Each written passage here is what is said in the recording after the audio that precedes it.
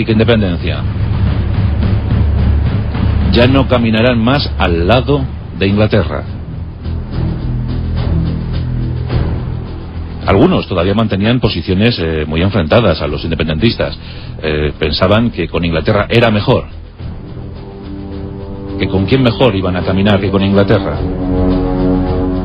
Pero en ese momento ya los rebeldes, los congresistas, han tomado una decisión.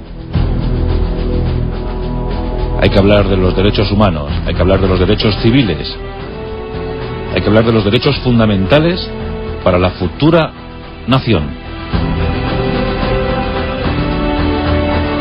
Nos encontramos en la madrugada del 18 al 19 de abril de 1775. Miles de hombres se aglutinan en torno a las levas voluntarias.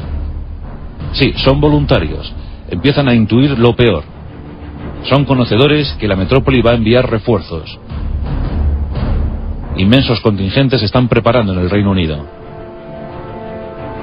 Se habla entonces de sublevación. Se habla de estados rebeldes. No se habla de guerra abierta. Nos encontramos en Lexington. Allí se produce un choque, la primera batalla, lo que se considera la primera batalla de la guerra de independencia norteamericana. Los colonos se enfrentan a las tropas del rey.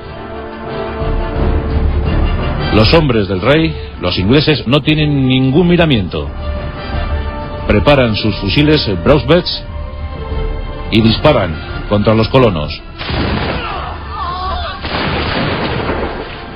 Los colonos responden con sus modelos Filadelfia.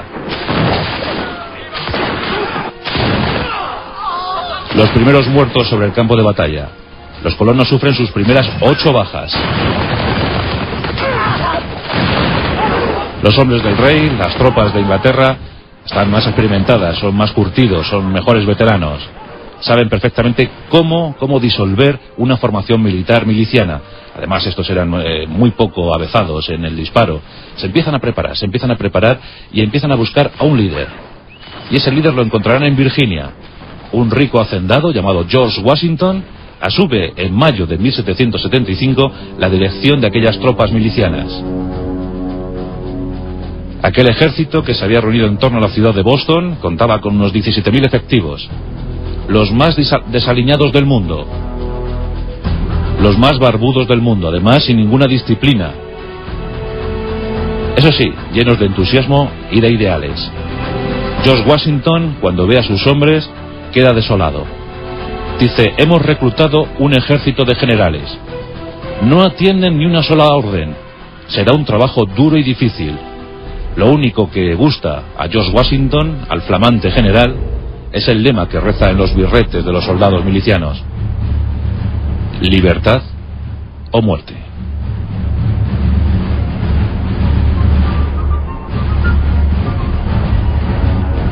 Los hombres de Washington empiezan a diseñar planes de batalla. Atacan como guerrilleros. Dan golpes certeros a los hombres de Inglaterra, a los soldados de Inglaterra. Y así durante meses, pero el resultado se presume incierto y siempre negativo para el lado sublevado. Los soldados ingleses eran demasiado buenos, disparaban demasiado bien. En ese tiempo surge un nuevo modelo de fusil, el modelo Pennsylvania. Es un fusil de cañón más largo que el Broadbeck de los ingleses y además es más certero en la puntería. Los hombres de Washington se convierten durante meses en auténticos tiradores de élite. Aquellos fusiles Pennsylvania iban a dar muy buenos resultados. El tirador de élite miliciano era capaz de acertar a 80 metros de distancia, y eso era mucho para la época. Recordemos que en ese tiempo los fusiles, los mosquetes, no tenían estrías, por tanto el disparo era errático. Cuando había una carga cerrada de fusilería, el 5% de las balas, tan solo el 5%, impactaba en la formación enemiga. Por eso es fácil decir que no era de extrañar que se cerraran las formaciones, porque no había mucho peligro de ser alcanzados por los disparos enemigos. Y el avance era impresionante. En ese sentido, los soldados de Inglaterra, las tropas inglesas, siempre llevaban las de ganar. Durante meses, los soldados milicianos, los sublevados, los rebeldes, fueron diezmados. Hay que decir que en los más de 6 años de guerra, 70.000 hombres de los Estados Unidos murieron en combate. 70.000. La cifra es atroz para una población, para una exigua población de apenas 3 millones. Aún así, estaban resueltos a la independencia, estaban resueltos a la victoria, y cedían gustosos sus vidas. Nos encontramos en junio de 1775, en la colina Bunker. Cerca de Boston, recordemos que los ingleses habían sido sitiados en Boston, intentan una salida desesperada de la ciudad y se topan con posiciones de los milicianos. En la colina Bunker están perfectamente atrincherados los milicianos. Los hombres del rey, los soldados británicos, van a tomar la colina al asalto. Un asalto orgulloso y tremendamente exigente. Los norteamericanos estaban esperando, bien apostados. 2.000 británicos se lanzan al asalto. Durante minutos van avanzando, a sangre y fuego. Los norteamericanos, sorprendentemente, no ceden un ápice. Retroceden a costa de muchas bajas, pero de forma ordenada, inusual hasta entonces. Los ingleses avanzan, pertinaces. Quieren tomar esa colina, quieren tomar la colina Bunker. Son 2.000.